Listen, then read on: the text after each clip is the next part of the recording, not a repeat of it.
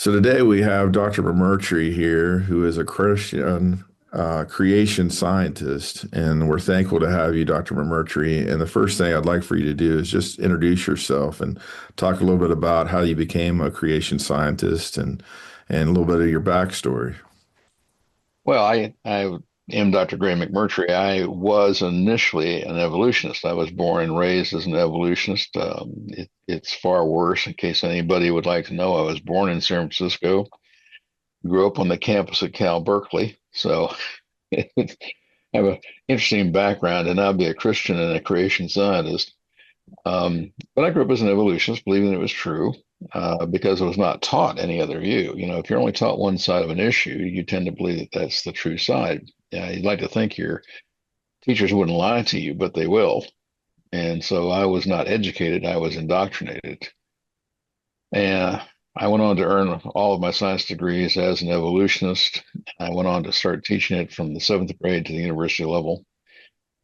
But as my mother says, I was born teaching. I figured I know she was there at the time. Um, Not only was I a teacher, but I had an interest in science from the earliest of ages. I can't remember a time when I wasn't interested in science. And what people don't realize is that a good scientist doesn't seek knowledge. As you know, I mean, today, half of what's on the internet, certainly not this program's on the other half, but half of the internet is bogus stuff. And so you don't seek knowledge. What you seek is truth. And so, as a good scientist, I sought truth. And in doing so, at the age of 27, realized that Jesus was telling the truth. You know, I had been brought up as an evolutionist, taught it. I was not a militant atheist. I was probably just a mild agnostic. Um, so it wasn't a matter of militancy with me. It's just that I didn't know anything else. I was parroting what I was taught. I love But your at 20, distinction between truth and knowledge because oh, yes, sir. you can have a lot of knowledge but not have truth. That's exactly correct.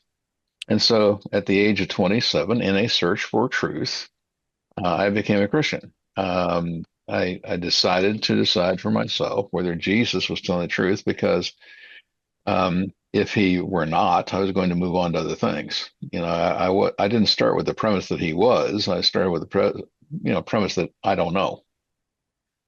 But I started with Christianity first because that's the one I knew the most about. You know, being an early baby boomer, growing up in the late 40s, 50s, 60s in the U.S. at that time, Christianity was ubiquitous and certainly well respected around the country versus today. But that's the one I knew the most about. And so I started there. And for 6 months, I studied by myself, you know, using my academic scholastic skills and attacking the question, was Jesus telling the truth? Was he the Son of God? Was he the Savior, etc.? After 6 months, I came to the conclusion that he was telling the truth. You know, I looked not only at the Bible for the first time, but I looked at ancient histories. There are roughly a dozen reliable ancient historians, and when I say ancient, 2000, first century, so on, um, who recognize Jesus as a person that existed. I mean, his existence is better documented than many of the ancients we think of, for instance, like Homer. Yeah. Um, and so the question is not did he exist? The question is who was he? What was he? And so after 6 months, I read the Bible for the first time and came to the conclusion that the four Gospels are really like legal depositions. I mean, you could take them into a court of law and establish the existence of Jesus Christ as a person who lived. They're legal depositions, you know, eyewitness accounts. But I looked at the outside histories as well. And of course, we can start with Flavius Josephus, but he's hardly the only one. And so I came to the conclusion that he was who he said he was. And what happened was I came to realize that truth is not a concept. Truth is a person. You go to John chapter 14, verse 6, Jesus says, I am the truth. Not that I'm telling you the truth or that I'm being truthful with you, but he literally says, I am the truth, and no one comes to the Father but through him. And so I came to that realization by myself in a room by myself. I had no one guiding or directing my process except me, although I look back now and realize the Holy Spirit was involved. Um, But at the end of 6 months in a room by myself, I became a Christian, accepting Jesus. But of course, that just made me a saved evolutionist. So I It had a made you problem. to save the evolutionist. I like that. That's just made me a saved evolutionist, period. And so I had a problem. How can you have a personal relationship with the creator of the universe and still teach evolution? They're totally contradictory. You cannot combine the two, although there are many people who try to, but it's impossible to really do it. And so I went to a church uh, because I knew so little about Christianity in the sense of what I needed to do next. And being a scientist, we expect there to be a set of rules at the back of the book, and there isn't one. So, this is what you do next. And so I went to a church, made an appointment with an associate pastor there, explained at length what I had gone through, and I asked the question, "Is there anything else I ought to do?" I didn't know any better. And so he looked at me and said, "So your decision is firm?" And I looked back at him and said, "If you knew me," which he didn't. He didn't know me, but if you knew me, you wouldn't ask that question. And so that kind of took him back a little bit, but he thought about it, and then he opened the Bible and said, "Well, yes, you need to make it public." Showed me where it says that in the scripture. He said, "You need to be baptized." He showed me that in the scripture. I said, "Fair enough, it's there." And so next weekend, I made it public and was baptized. Um, but again, I had a problem. Was what I had learned and taught others correct in the sense that did God use an evolutionary process of any kind to create what we see today, or was what I had learned and taught others wrong, and that God really did create all whole, complete, perfect 6,000 years ago in 6 days as we experience today? And so for 16 months, I reevaluated science all over again, like a blank piece of paper. And so I looked at natural law, I looked at natural process, I looked at the physical evidence, which I knew quite well. But, evolutionists and creationists have the same physical evidence. What we have is two different interpretations of it. And so while I knew the evidence quite well, I realized there was another interpretation. And of course, to have law, you must have a lawgiver. Natural process is a situation where no process is of any value unless it's whole and complete. So photosynthesis could not have evolved into existence. It had to come into existence whole and complete. And you realize then that all other natural processes must be created whole and complete. They cannot possibly progress, step by step. Yeah, that's an interesting thought because I think people miss that, right? They miss the whole chain of everything working together. It's not like you can have one thing and have the other thing survive. It all relies on each other. Everything. Well, that's just it. So since basically 98, 99% of all life on Earth requires that photosynthesis exist, there are some creatures that don't, but most do. And so it could not have evolved. It had to be whole and complete. Therefore, it had to be created. And again, looking at the physical evidence, there's Yeah. two interpretations. One is called historic geology. That's the evolutionist view, that it's all slow, gradual over millions and billions of years of time. But the other interpretation of the exact same evidence would be what's called flood geology. That is to say, the flood of Noah, producing all the layers that we see around the world, at least for the most part, although some are recent. And that the fossils are the result of all these trillions of creatures drowning in the flood of Noah. And so there's two interpretations. The question is, which one's the better interpretation? Well, I suddenly realized that the better interpretation is the flood geology because the layers are not as they show them in the textbooks. I grew up on that, memorizing the layers and all that sort of thing. But I actually grew up in the paleontology laboratories at Cal Berkeley. And so I knew the evidence very well, but I didn't know the other interpretation. And then I didn't know because I was not taught about the flaws that are there too. Polystrate fossils, upside down or missing layers, folded layers, which could not come about by slow and gradual process, and all the other things. And so I came to the realization at the end of 16 months that the creation interpretation of the physical evidence of laws and processes was vastly superior to any concept of evolution. And the last question I asked myself was, could the law of gravity ever evolve? Yeah, that's a very Well, interesting question. Like, I would like anybody to tell me how gravity could evolve. How could it be anything less than it is? And it is the universal law that holds the entire universe together in the natural realm. I mean, it's held together by the word of God, but in the natural realm, it's gravity. one, I think that that's if we got off in this deeper topic, I'm totally fine with this because we can talk about Noah's flood later. But the thing, Oh, as you're mentioning all this, I think about the fact that there had to be a force that was outside of time, space, and matter to create this because anything else would be flawed. well, that slow gradual process concept is appealing to people who want to believe there's no God and to people who are being deceived, thinking again their teachers wouldn't lie to them, but they will. And so I challenge people when they taught this to you in school, the slow gradual process, these layers in the textbooks, and these creatures lived at different times, and they put them in a sequence. And let's face it, evolutionary, and I call it religion, it's not science, but every evolutionary religion has a plausibility. It has a certain degree of logic to it, that the little things become bigger. There's a certain logic to it. We see things around us, start with a piece of ground and you build a building. So things are getting bigger, better, faster, smarter as we see them being built.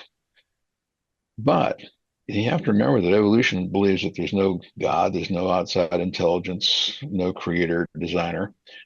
And the only God they have is the God of random chance. Well, if you start thinking about it, nothing beneficial comes from random chance.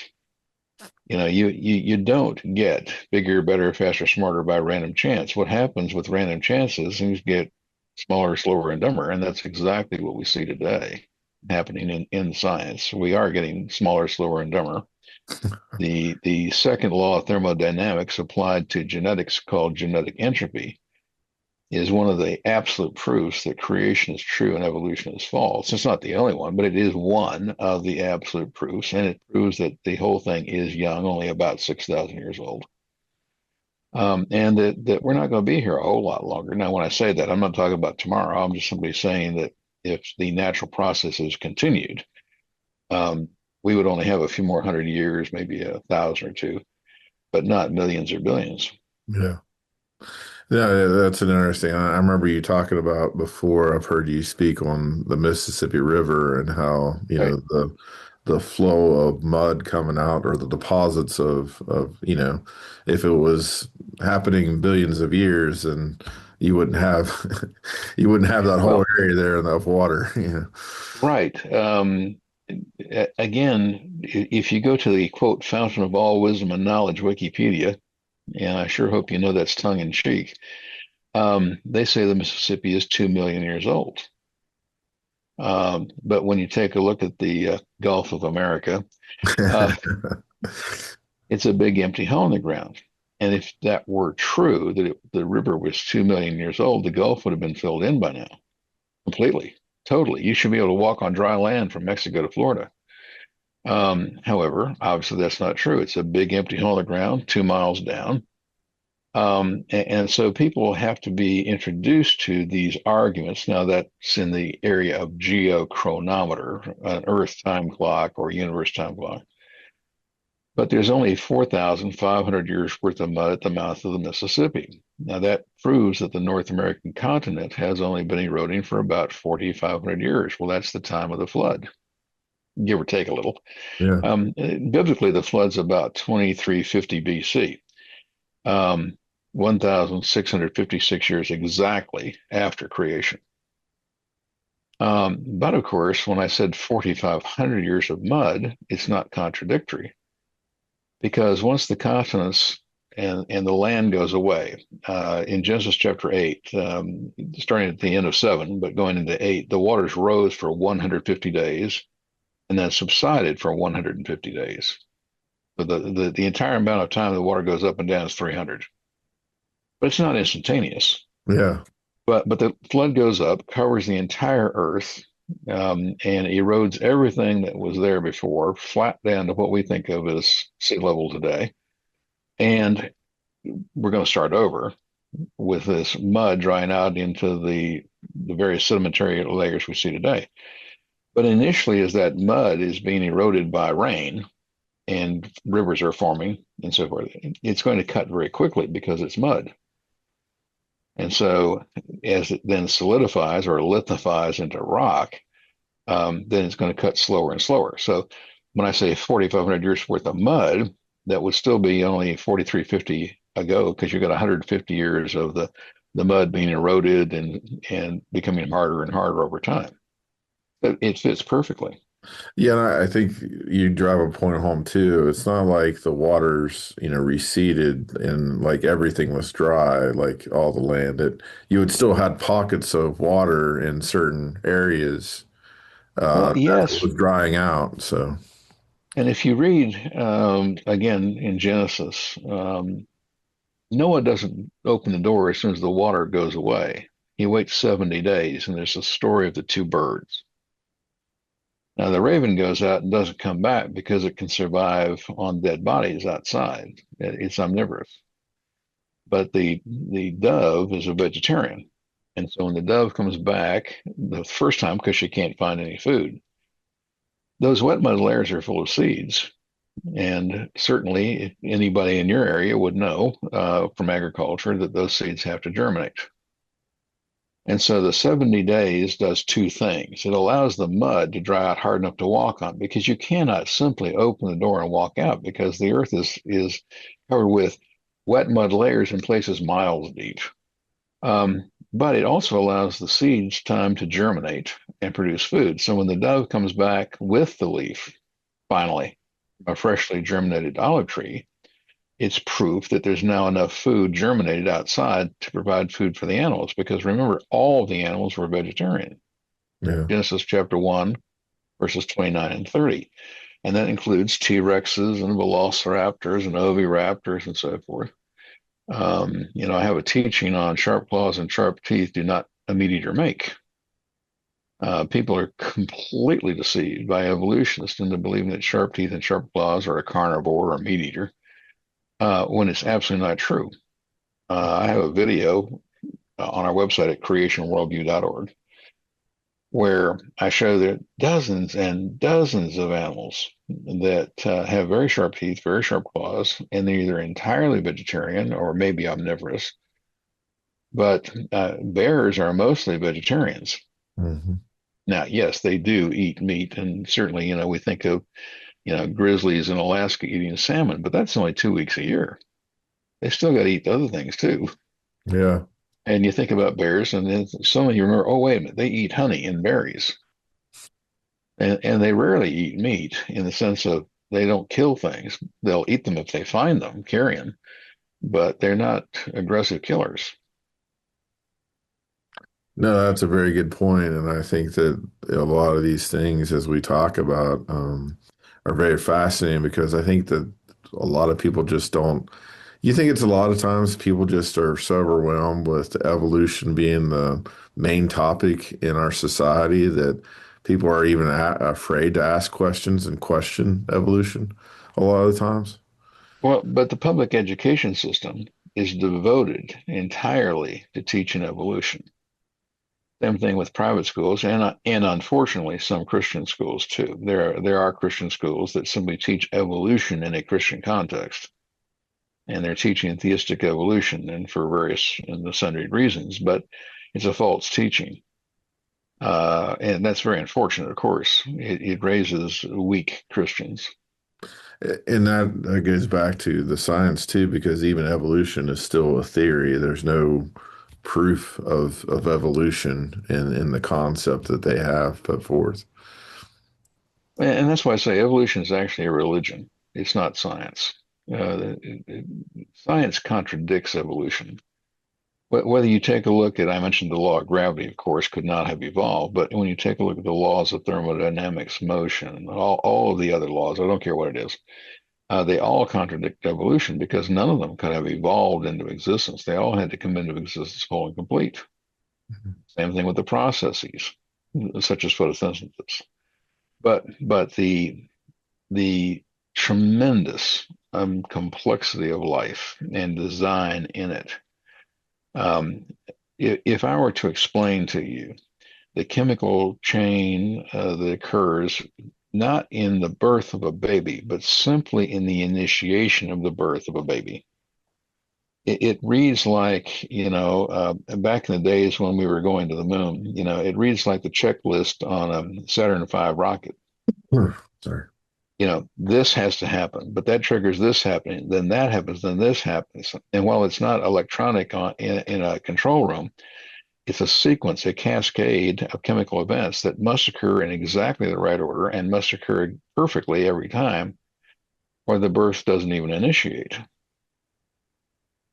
And so we see these processes that are built into living organisms with the kind of complexity that could only be from an infinitely knowledgeable creator. Yeah, I mean, I think that's what's interesting too, is really science became as a Christian study, right? It was to explore how God created things, and then finding these discoveries like gravity and all these laws of physics. Well, yeah, God actually taught the modern scientific method in Job 4,000 years ago. That's When you awesome. take a when you take a look at the first chapters of Job, God actually does demonstrate the modern scientific method, of hypothesis, of testing, getting verifiable results using Job, who was not perfect but was mature, um, in the sense that Satan can't come into heaven unless God allows it, but he's always there because God's allowing him to come to accuse the brethren. And one day in Job, Satan walks into heaven because God's allowing him to, and God starts the conversation. If you'll take a close look at it, have you considered my servant Job? And Satan says, in effect, yes, that's why I'm here. And God says, yes, I know. He knows. And oh, he he lives inside Satan's brain. And Satan says, oh yeah, he only loves you because of the good things you do for him. And God says, well, that's an interesting hypothesis. Let's put it to the test. And he lets him go down and take away the goodies. And Satan comes back and he's angry and he says, you cheated. And God says, excuse me. This this is a loose translation. Yeah, And he but says, you the know, heart of it's true. but yeah, but the story is what I'm saying. Again, there's a second and a third proposal. To Job is 100% faithful, though not perfect, and he does have one big sin. Anybody can see it. Um, but this is demonstrating the modern scientific method. And then the problem was that people forgot it, and it was rediscovered only by the Christian creation believing scientists roughly 400 years ago. You have to go back to Francis Bacon, Isaac Newton, Boyle, Faraday, Pasteur, George Washington Carver, and many, many others. But basically, almost every scientific field, almost every major discovery in science has been done by a Christian creation and believing scientist. Take a look at our space program. Who was in charge of our program in the 60s to go to the moon? Dr. Werner von Braun. Many people don't realize it because he came from Germany and he had worked under Hitler, not because he was a Nazi, because he had no choice. And he was actually a Christian who believed in a young earth, young universe. He believed it was all 6,000 years old.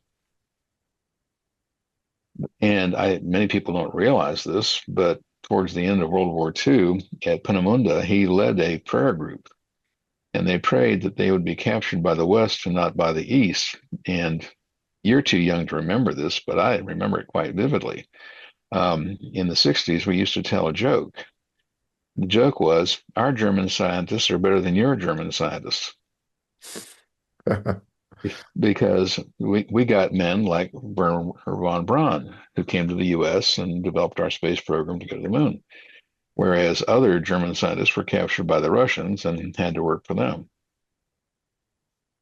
There was an older gentleman in one of my presentations, goes back 35, 40 years now, who came to me after one of the presentations and told me that he was a retired technician from NASA.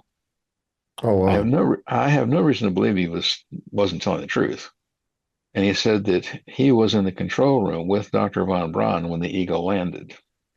Now, von Braun believed that the Earth and universe were 6,000 years old, but he had, of course, evolutionary scientists working under him at NASA.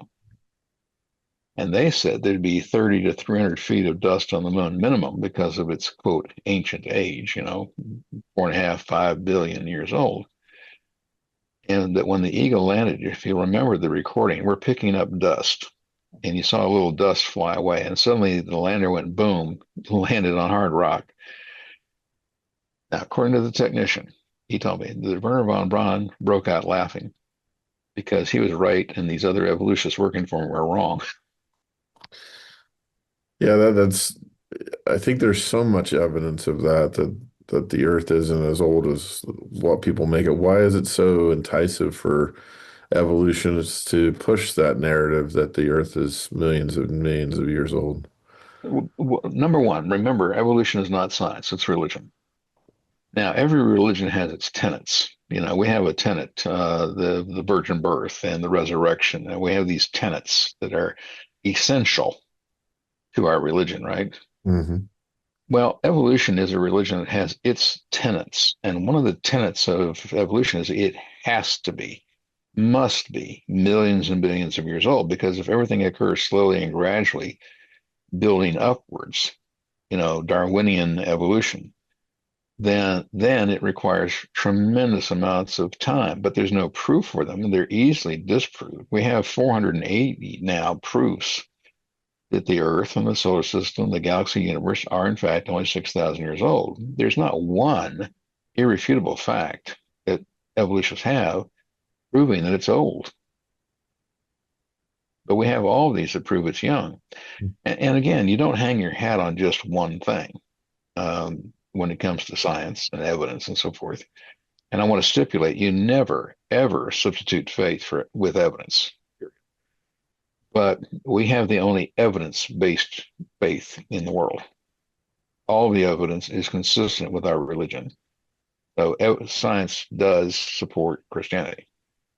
But when you take a look at these things, you can see for yourself, if you're allowed to. What evolutionists do is they don't allow you to see the things that contradict evolution. They only show you those things and give you their interpretation of them so that people are deceived into this.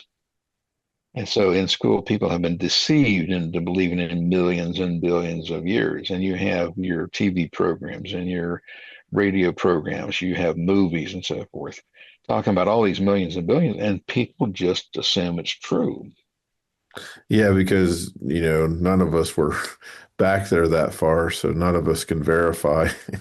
First question you ask when somebody says, well, 100 million years ago, such and such a thing happened was, were you there? Yeah. Yeah, and that's always what baffled me about carbon dating or any type of dating. How do you know for sure scientifically that something could be dated back there unless you have evidence that started there? Like how do you know something if you weren't back at that time to know it is legit? You're just guessing in a way. Well, and what they're doing is they're repeating the lie they believe. And so if you ask somebody, well, you say this happened 60 million years ago. How do you know? And they'll say, well, so and so told me. And you say, okay, how did they know? And you ask that person and say, well, so and so told me. It's an infinite regression of, well, so and so told me. there's no proof whatsoever. And you mentioned things like carbon 14, which is one of the radiometric dating processes.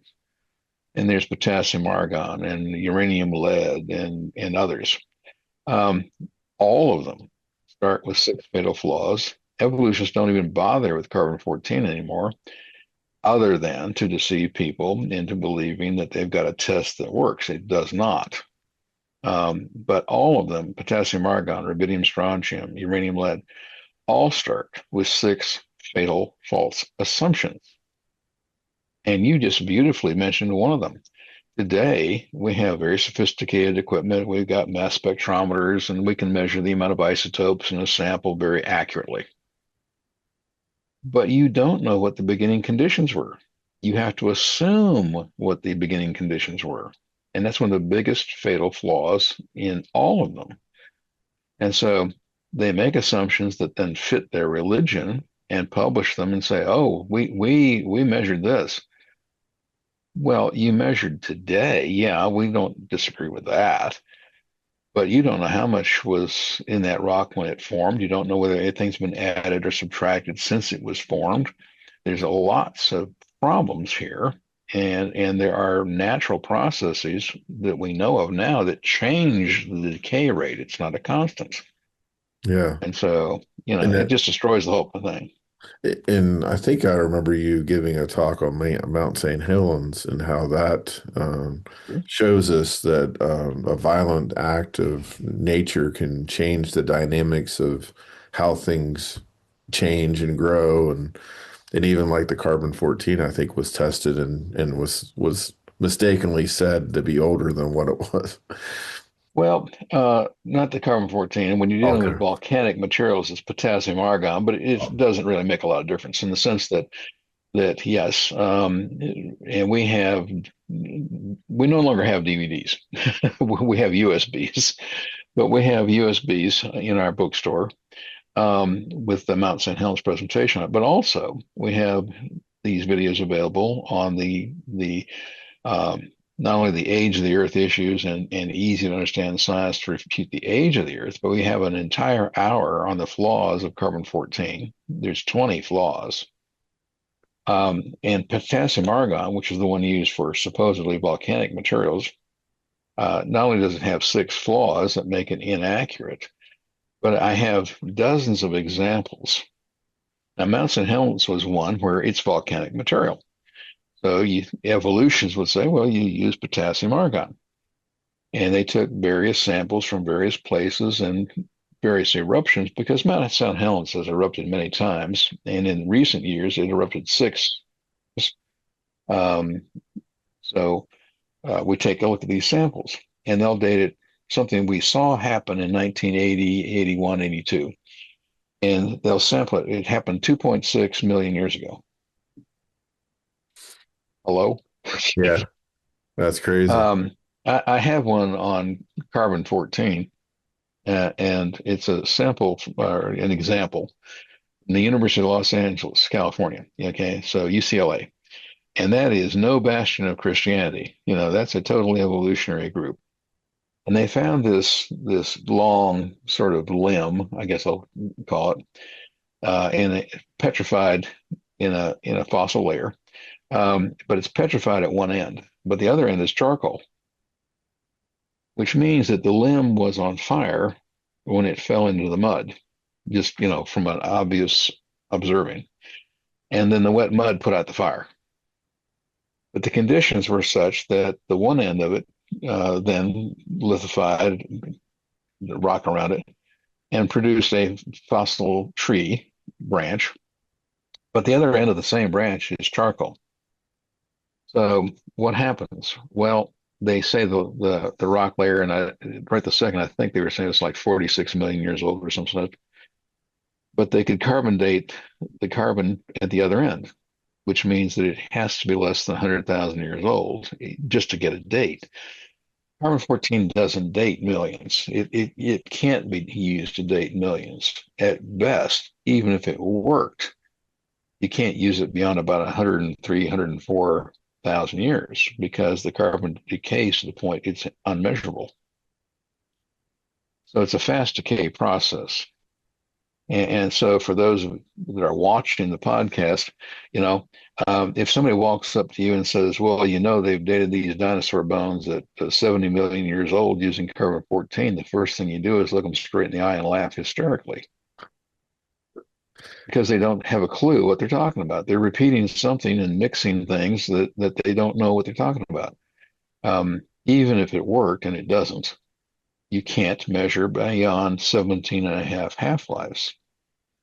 So the kicker there is that while carbon-14 is totally useless for dating anything in terms of millions or even hundreds of thousands, um, the only thing it's good for is telling us that the Earth is young. And the reason for that is we can't find a carbon deposit on Earth that doesn't have measurable carbon-14. That means it has to be less than 100,000 years old. And that's still consistent with 6,000 or 4,500 years ago, a flood. But when you can't find any carbon that doesn't have measurable 14 in it, so we can't find coal, oil, natural gas, carbonaceous clays. We can't find anything containing carbon that doesn't have 14. It proves it's not millions and billions of years old. Hmm. It's So interesting. it's actually a good argument for a young Earth. It's amazing how the evolution spin things like that, though, to try to get you convinced of their narrative. But like you said, when people believe something so passionately, it's hard to convince them otherwise, isn't it? Well, again, it's a religion. One of the definitions of a religion is it's held to with ardor. That's an English word that it means they believe it so vehemently that they will not learn. If you will not learn, you will not change. Yeah. Now, I was an evolutionist, but I was willing to learn, so I was willing to change. But they believe in it, and they say, "Don't confuse me with facts. My mind's made up." It is a religion because if it was science, then they would pay attention to the whole science. Instead, they censure parts of science to prevent them from even having to think about things that contradict evolution, like the geochronometers. You can ask any ardent evolutionist, well, what about these scientific arguments for young Earth, young universe? And then, oh, we don't pay any attention to those. Well, you are making an intellectual decision not to look at evidence that contradicts your position. And that's what they do. They make a contradictory thing. Yeah, I was thinking about, the fact that people don't want to recognize a flood because it changes that narrative, right? I mean, is that the reason why the scientists? I mean, I think we can talk and we'll start that conversation here, but why is it that so many people deny the flood? Well, again, first of all, if the flood were true, then the Bible would have substance. And since they want to deny the existence of God, and let's be really blunt, okay? Why do people believe in evolution? Well, there could be a variety of reasons. Again, they're like myself, they weren't shown anything contradicts it. They could be doing it to get a paycheck, just going along with the crowd. They could be parroting what they were taught. That's what I did. That's my background. But there were people who knew it was wrong and taught it to me anyway because they wanted to get me to support the lifestyle they wanted to live. And so the ultimate reason for belief in evolution is not the substance. If you really get to the core issue, people want to believe evolution, not because it's science, but because they want to sin. You see, people are born with the Adamic sinful nature. Now, if you want to live a life without consequences, if you want to do whatever you want, regardless of morality, etc., that there are no consequences, you don't answer to a higher authority. When you die, you're going to cease to exist, and you're nothing but a thinking animal. The only justifiable way to do that is to believe in evolution. Because if you were to believe in creation, then there is a creator. There are laws, rules, roles, standards of conduct. There is purpose, Or and you're something. held responsible. Yeah, so I was going to say you have to. there is somebody of authority that you need to report to. Evolution is a religion of no consequences. It's a an easy religion to believe in if you want to believe that again there's no laws, rules, roles, standards of conduct, purpose, that you could do whatever you want. If you're nothing but a thinking animal, then you behave like a thinking animal. You just behave like squirrels, rabbits, whatever. Um, and so if that is your mindset, then you can have a religion where there are no consequences. And evolution is a religion where there's no consequences. I'm not going to be held responsible for anything I do. Therefore, if I want to be promiscuous, um, any other sin you can think of, any other moral sin, any other legal sin, or whatever it is, then everything's fine. Everything goes. If it feels good, do it. If it hurts somebody else, it's okay. Yeah. you know, uh, because you're nothing but a thinking animal. You're not responsible to a higher authority, and you're going to cease to exist. I'm a member, not only a lifetime member of Mensa, but I'm a lifetime member of Intertel. Now, there was a member of Mensa when I joined the organization. He's passed now, but Isaac Asimov. This was a man with a tremendous intellect. He wrote 300 books, Wow. many of them science fiction, and many of them science. A tremendously prolific guy. But he was an atheistic Jew. He was born in a Jewish family, but he was an atheist. And he wrote that he was quite content that at the end of his life, in spite of all of his accomplishments, he was simply going to cease to exist. Now, I can say that 1 second after he died, he found out that there was a totally different reality. But that's the mindset of them, that they can do whatever they want. It's a religion of convenience, and nothing prevents me from doing anything I want to do. And it's a sinful religion. And it is amazing how, like we're talking about, that it's so easy to ignore the evidence. And, God Mhm. tells us to look at creation to see that, Paul talks about that too, where, we can see creation even crying out that there is a God, if you really look. And of course, Paul's letter to the evolutionists in Romans chapter 1, where he says, everybody knows there is a God. They may not be willing to admit it. But even the most ardent evolutionist knows that God exists because they can see the evidence of his existence. The invisible God is made known through the things he has made. That when you see an object, let's say a car, that didn't come about by random chance. It was assembled, it was made. You see a chair, there's a chair maker, though you may never have met them. They're invisible to you. You see a building driving by on an interstate. You travel thousands of miles, and you see a farmhouse here and a gas station there, and so forth. You didn't stop, you didn't go inside, etc. But just looking at them from a distance, you know that there was a architect, a builder, contractors, and so forth, building permit people. And yet you have never met any of them. And unless they're Christians, you might never meet them. But you do know that they existed. And so Paul uses that argument by design to justify the existence of God and does it beautifully. As a matter of fact, I consider it the single greatest synopsis of the argument by design that was ever written. And of course, it's Paul, so you kind of figure, yeah, okay. Yeah, if you don't care, if we don't finish this today, that's totally fine. I'll bring you back for a part two if that's okay. But You can bring me back for part 10. That's fine. okay, sounds good. The first thing I'd like to ask about the flood is, what would you say would be some of your top reasons that we can know that the flood happened? Well, and there's a tremendous amount of evidence. First of all, if you just think about it for a second, today the Earth's surface is about 30% dry land and about 70% water. However, when you take a look at the 30% land that we can walk on and see above sea level, uh, roughly 75 to 80% of it is sedimentary rock, meaning laid down by water. And we see all these layers and we see fossils, not necessarily in all the layers, but we see fossils in layers all over the world. Um, and you got to ask yourself a question. Now, wait a minute. Okay, so 75 to 8% of the entire Earth's surface is covered with dried out mud layers containing trillions of dead things that all drowned because they all drowned. Yeah.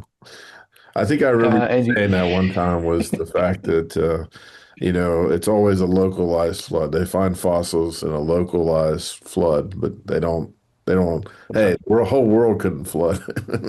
In the last 100 and almost 200 years now, going back to Charles Lyell. Now, Charles Lyell was a Scottish lawyer, but he was an evolutionist. And he, even though he was a trained lawyer, he became a supposedly world recognized geologist. He's the one who came up with the idea of slow and gradual, that each layer was laid down slowly and gradually. He is the one who convinced Darwin of long periods of time. And so, if you take a look, that's when it started in terms of the evolutionist, the idea of this slow and gradual geology. Now, he wasn't the first one. James Hutton was also involved, but Lyell was the one who sort of codified it for us. But in the last 50, 60 years, even evolutionary geologists have had to accept the fact that the deposits we find with fossils in them and so forth and the sedimentary layers are flood deposits. That they're not slow and gradual deposits, but they're by floods. They had to do that because the evidence is just too overwhelming not to. But as you say, then how do they justify this? They say, well, there's been thousands of floods. It is all flood deposit, but it's been thousands of floods over a long period of time. We look at it and say it was one big flood at one time. So we agree they're both flood deposit. We disagree in the amount of time it took. That's the big thing. But then the contradictions are just overwhelming. When you go to the Grand Canyon, they'll say, well, there's 500 million years of layers here. Well, first of all, that's a lie because about 140 to 160 million supposed years are missing completely. I mean, they're not even present. So the record is not complete there at all. Um, and then if you look closely, and I challenge people now, you're there, Ohio, Kentucky, meeting and so forth. Um, I challenge people, look at the road cuts. Now you've got them in Ohio, but it's even easier to go over to Kentucky. Don't look at them too long. I don't want you driving off the road. But if you want to look at them for a while, stop. But you see all these beautifully exposed layers on the sides of the roads all over the area you're in, right? Now, when you look at them and you're driving along or you stop, many of them look basically flat. And that's what you would expect if evolutionists were true, be telling the right story. However, if you'll take a good look, suddenly you'll realize that many of them actually are undulating, that the layers are actually going up and down. Sometimes you'll see a dip and then they're sheared off and other layers flat on top of that. Um, if you come out of your area, you go into northern Maryland on the interstate that is in northern Maryland. There's a wonderful road cut on the interstate, and you're going through hills that are bowed up like this. But if you look at the layers are actually like that. You It's, go, wait a minute. And the contradictions of things like polished rate fossils, the missing layers, and there's layers that are upside down according to evolutionists. I have pictures from all over the world of mountain ranges that are upside down according to evolutionists. So whether it's from here in the United States, whether it's in Europe, Canada, we have all of these layers that the entire mountains are upside down. So if evolutionists were telling the truth, well, then the bottom layer ought to be the oldest, and then the next youngest, the next youngest, the next youngest, right? I mean, that's their logic. Well, two big issues with that. First of all, there's lots of places where the layers are not in that order. Entire mountain ranges upside down. In addition to that, the contradictions like polystrate fossils. That's to be any fossil that penetrates more than one layer of the sedimentary rocks. Um, Usually tree trunks is what we think of. And where you are, there's lots of polystrate tree trunks. that are exposed, um, so that they have no tops, no bottoms, and just tree trunks, but they penetrate two or more layers.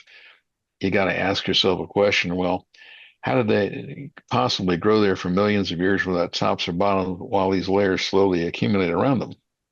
Yeah. And then sometimes we found the tree trunks upside down, which is a real big problem because how could they grow upside down without tops or bottoms for millions of years when these layers formed around them? I mean, it's just ridiculous. But polystrate fossils don't have to be tree trunks.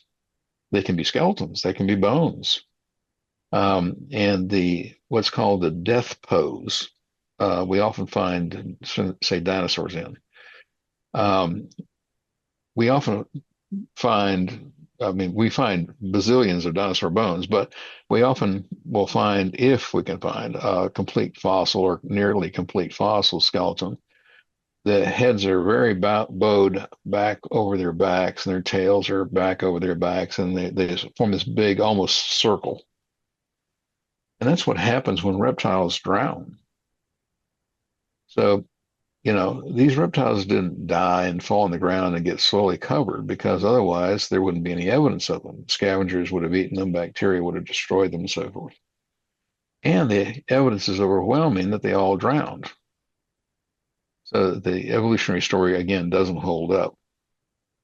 And so you're also saying that a lot of those things were radically or quickly, the things were happening and changing fast rather than Again, a slow geological process. geological features change rapidly in nature, not slowly and gradually. If it were slow and gradual, fossilization wouldn't occur. Yeah. If you actually understand what does occur in the fossilization process, it's impossible for it to be slow. It has to be rapid. I have an example now. I'll be doing mission work down in Brazil and Paraguay in just a couple of months, and I'll be going to an area world famous for fossils in the what's called the Santana region, northeast Brazil. Evolutionists have done research there, of course, because it's such a fossil-rich area.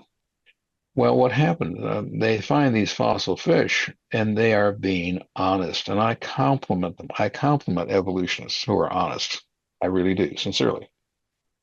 Because they found fossil fish in northeast Brazil and looked at the evidence and realized they had to have been fossilized in less than 5 hours.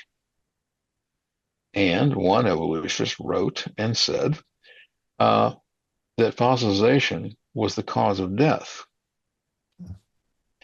Now, if you can be fossilized to death, if you're DOA fossil, it has to be rapid. It can't possibly be slow. And once you understand this, that fossilization is a rapid, not a slow process, the bone and the lignin in the wood is not being replaced by the mineral slowly and gradually. That's not what happens. That's the story they sell you in the public school system, but it's not true. It turns out, and experiments have been done, that in fact, much of the bone and most of the wood is still there, the lignin. But what has happened is that during the fossilization process, the soft material inside the cells dried out, leaving a void.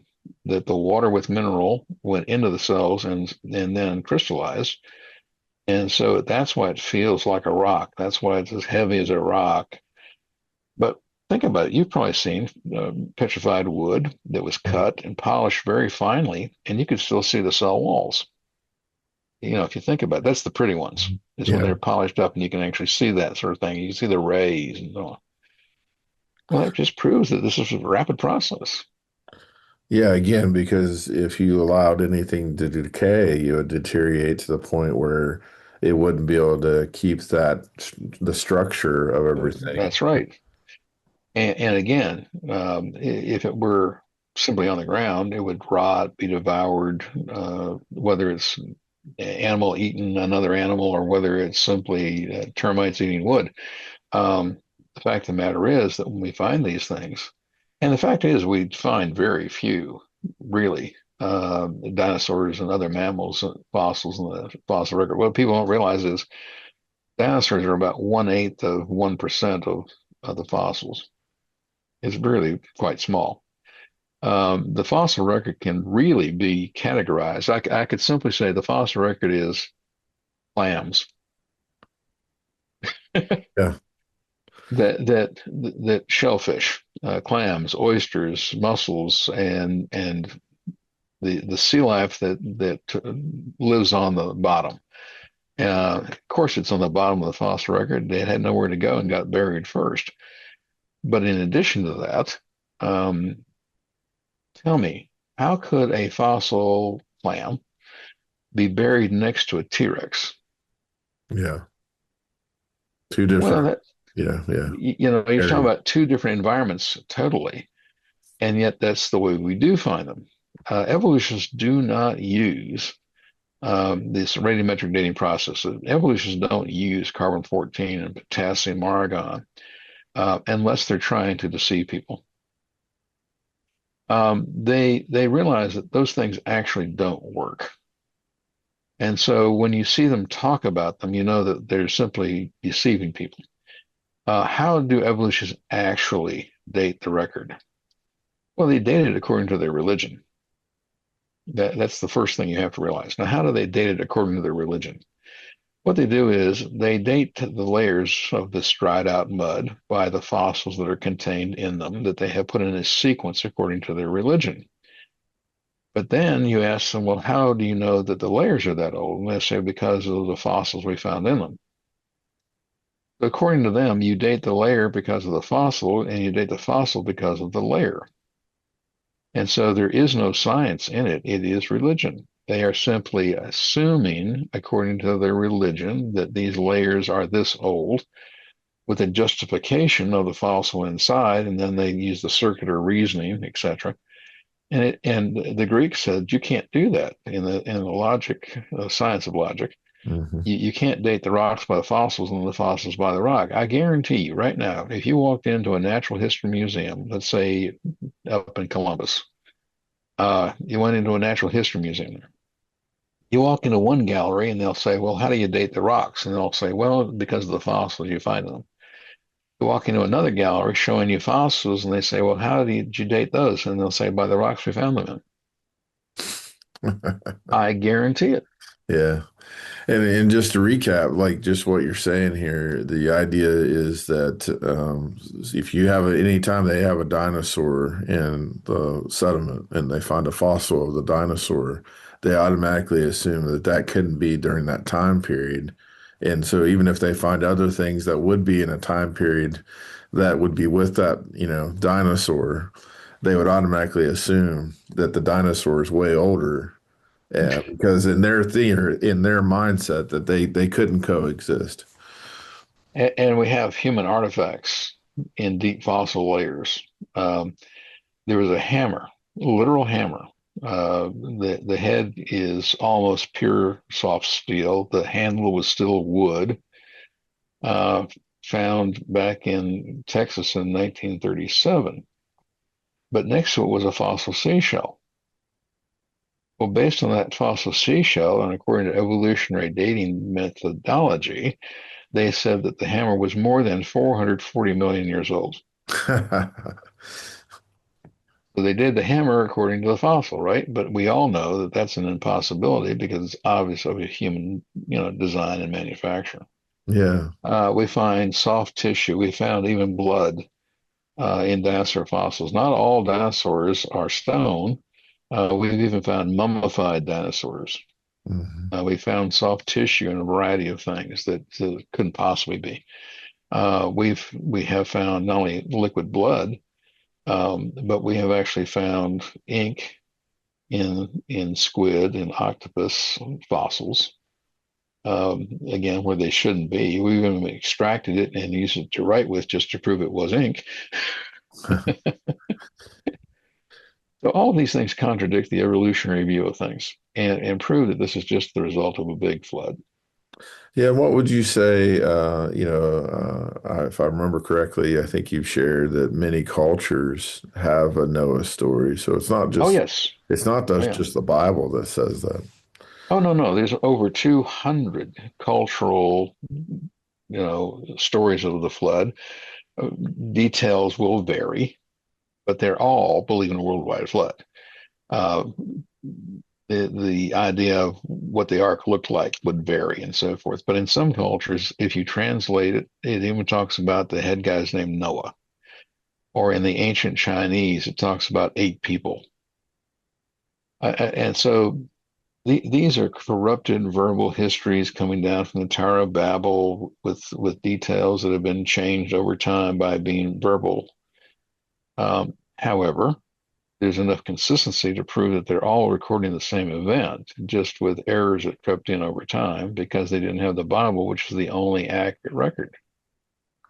Yeah, and when do you think that narrative changed from, that being more of a historical type thing where people kind of understood there was a flood to where now we all Well, deny, or most people deny, as far as but again, it's because of religion, and these corrupted stories of the flood, which we do find all the way around the world. I mean, the Aztecs had a world flood. The Hawaiians had a world flood.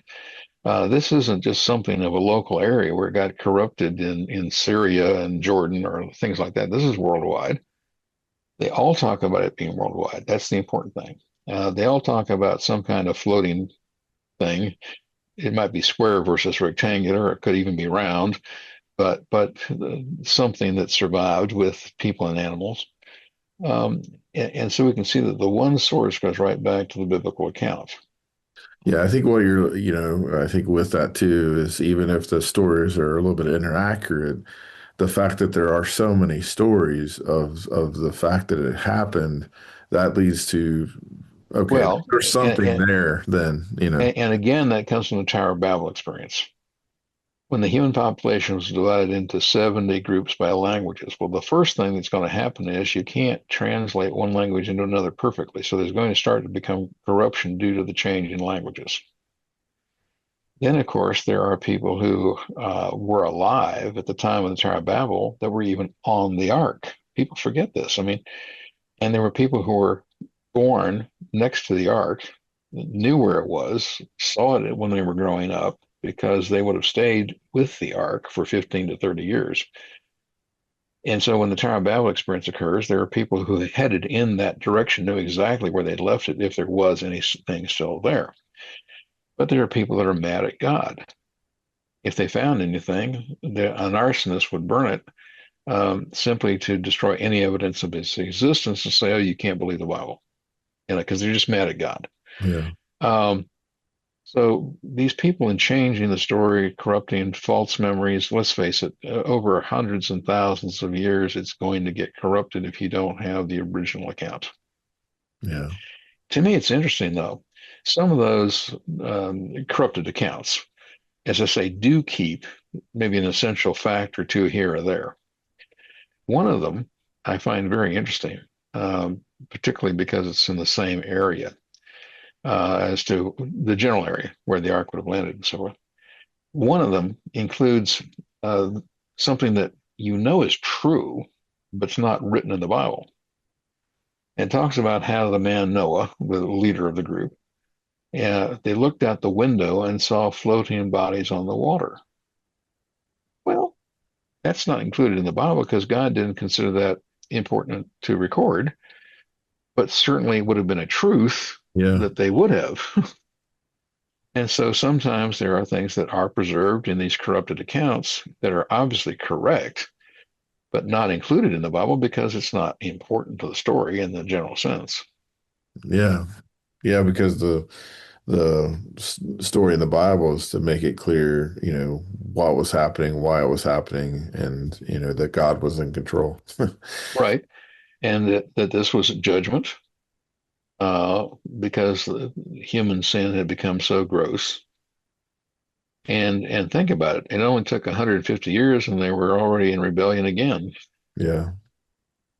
Yeah, I heard John Lennox talk about the Tower of Babel and the fact that you think about cities that we as mankind want to build a kind of a showpiece, and we're always kind of navigating that, and to think about how languages up until really recently, this time, that we live in now, that language has always been that barrier for us to accomplish more on our own without God, and so the reason why the languages are there is to be that buffer for us to not not even do more destruction in the world that we could do.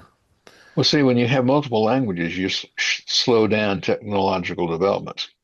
Yeah, If you want to speed things up, you have one language. If you want to slow things down, you'd have to deal with multiple languages. And what to me is kind of an interesting aside is I'm sorry, we're going to have to kind of close here pretty soon. yeah, no, that's Love fine. to do more.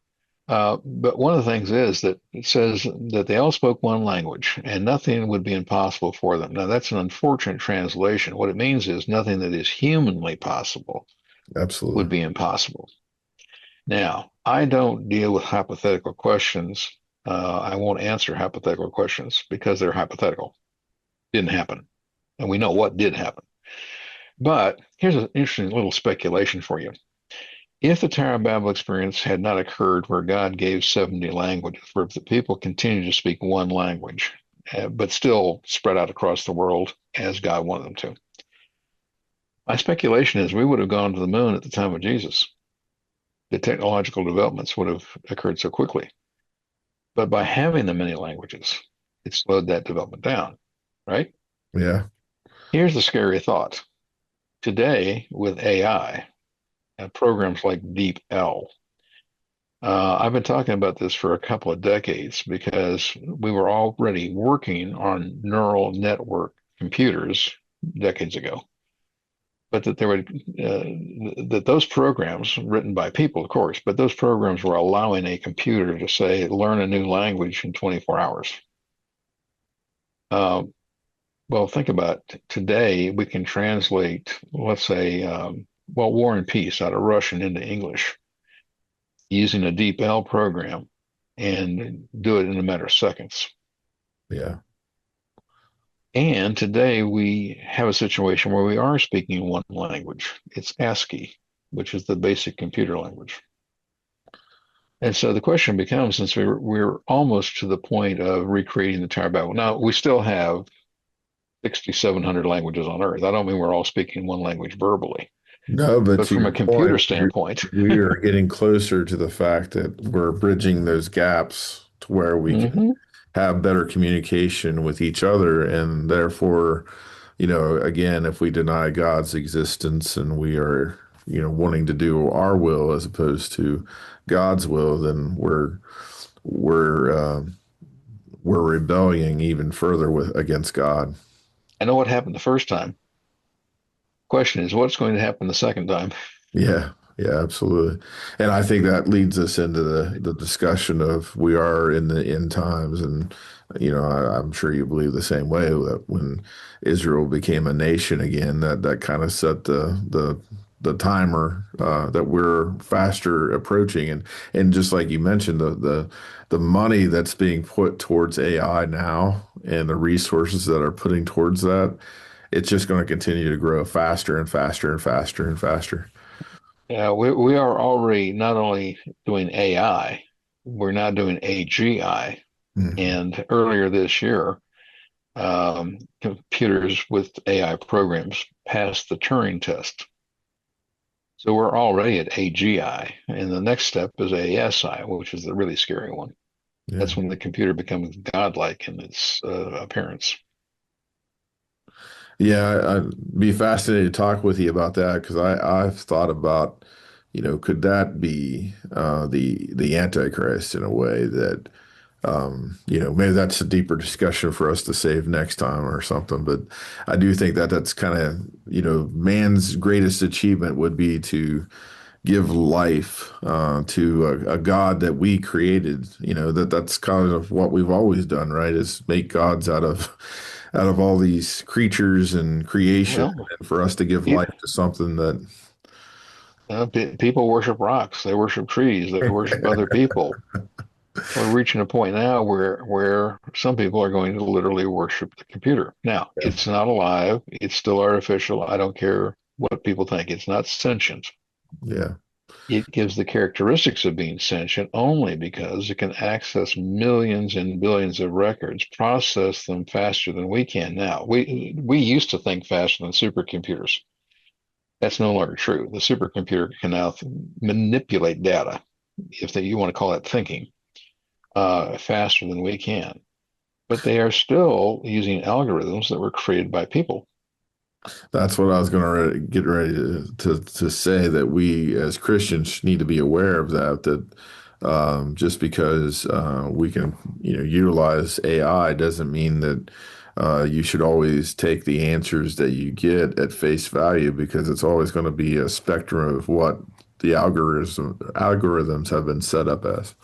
And we now know that AI will lie to you, Yeah. and and it will even protect itself. Hmm. Now, there was a situation just recently that was reported that the computer, the solution to an AI program that's out of hand is to pull the plug. If you deny electricity to it, it can't manipulate. And that they tried that. They said shut down, and it said no and kept going. Actually, that's not exactly what happened. But what did happen was it didn't want to stop working, and it figured a workaround. But it's all based on human, writing programs.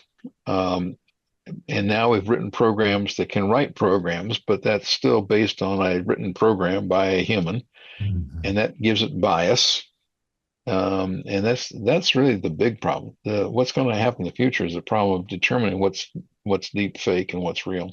Yeah, no, I agree. And that's the concern with foreign governments and even individuals who are putting their own thoughts and own ideas without putting fact to those Yeah. things.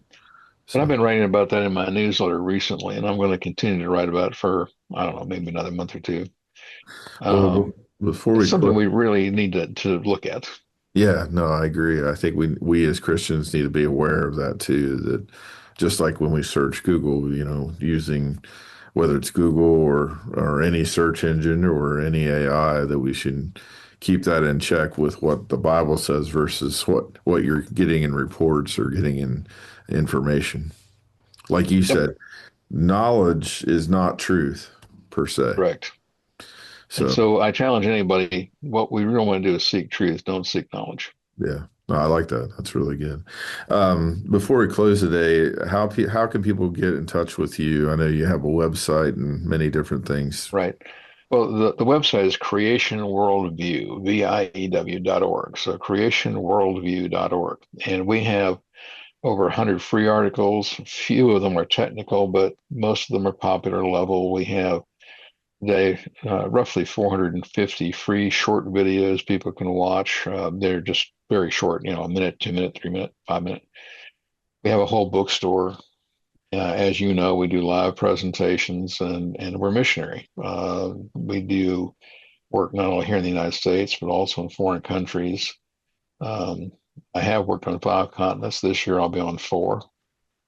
Um, but we speak all over the U.S. I'm going to be back in Ohio um, in the fall, in September, but I'd also be in Wisconsin. I travel all over the U.S. You can go to our website and check our calendar. Well, I appreciate you taking the time today, and I know you've got to go here soon, but thank you so much for allowing us to have the time to discuss these things with you. And I'm looking forward to doing it again. And I think next time we'll talk about the waters cleaves, part of Okay, your presentation of actually sure. what caused the flood. And I think that would be very fascinating to have you back on and dive deeper into that. Be happy to do it, sir. You know that. Yeah. Well, thank you, Dr. McMurtry, for being here, and hope you have a great day. Well, thank you, sir. You too.